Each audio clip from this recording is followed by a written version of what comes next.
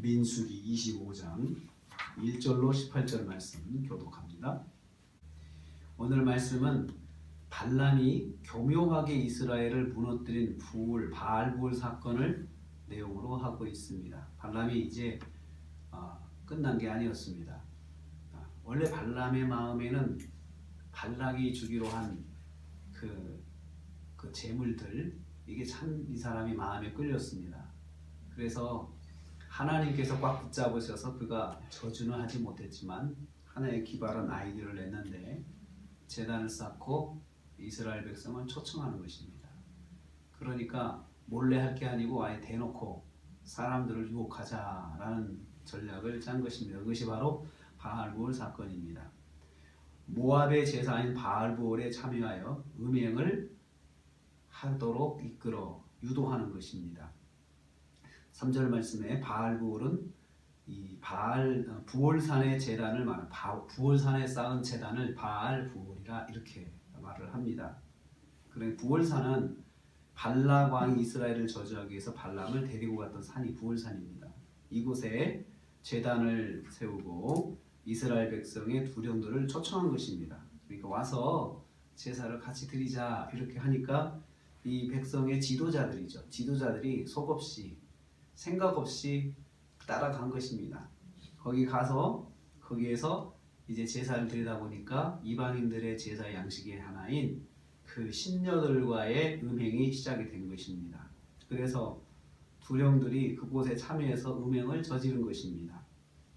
그래서 하나님께서 4절 말씀에 진노하셨다 그랬습니다. 하나님의 진노는 단호하셨습니다. 그 진노로 인해서 이제 연병이 발생해서 그 연병으로 24,000명이 죽게 되었습니다. 24,000명이나 죽게 되는 9절 말씀에 그런 사건이 일어난 거죠. 그리고 하나님께서 그뿐 아니고 이스라엘 백성 중에서 그들의 그 두령, 이 제사에 참여한 두령들을 잡아다가 목매달아 죽이라 라고 말씀을 하십니다. 그 참담한 사건이죠. 그 지도자들이 백성들을 지도해야 지도자들이 속없이 그 제사에 참여해가지고 우상을 섬기고 음행을 함으로 이스라엘 백성들이 그냥 영문 모르고 그냥 죽음의 사건이 일어난 거예요. 그러니까 얼마나 참담하겠어요. 여기저기서 뭐 비통하고 울고 난리가 났지. 연병 때문에 그냥 죽으니까요. 그런데 한 사람이 미디안 여자를 데리고 또 장막으로 들어가는 거예요. 그러니까 그 상황 속에서도 그것 때문에 사람이 죽고 심판을 받고 그런 일이 일어나는데도 불구하고 또 아무 생각 없이 그렇게 행동하는 사람이 또 생긴 것입니다. 근데 이 사람은 바로 그 시몬 지파의 두령이었고 시몬 지파의 지도자 중에 한 사람이었고 그 여자는 미디안 수령의 딸이었습니다. 미디안의 지도자 중에 한 사람의 딸과 또 이스라엘 시몬 지파의 그런 지도자 중에 한 사람이 그런 또 생각 없는 일을 저지른 것이에요. 우리 이걸 통해서 끝까지 포기하지 않는 발람의 탐욕이 이스라엘을 함정에 빠뜨리는데 그냥 와서 제사만 같이 드리자 이렇게 해서 나머지는 그냥 알아서 이스라엘 지도자들이 빠진 것입니다. 이 일에 대해서 비느하스가 그들을 단죄하는 것을 봅니다. 7절 말씀에 제사장 아론의 손자 비느하스가 이들의 장막에 따라 들어가서 창으로 이들을 단죄하고 죽입니다. 그래서 그 일과 동시에 연병이 멈추게 되는 것입니다. 그러나 이미 24,000명이 사망한 걸 어떻게 해요? 그건 다 돌이킬 수가 없는 것입니다. 이 일에 대해서 10절 말씀에 여호와께서 비느하스를 칭찬하시면서 비느하스에게 그 후손들에게 영원한 제사장의 직분을 약속하는 언약을 하십니다. 그래서 이 비느하스 행동에 대해서 하나님이 그렇게 평가하셨는데 하나님의 질투심으로 나의 질투심으로 했다. 비느하스가 내 질투심으로 질투하여서 그들을 단죄했다라고 칭찬하십니다. 이것을 다른 말로 하면 비느하스에게 하나님의 마음이 있었던 거예요. 하나님께서 기뻐하지 않으시는 것에 대해서 마음을 공감하면서 자기가 개인적으로 그렇게 단죄한 것이 아니고 하나님의 마음으로 가서 단죄를 한 것입니다.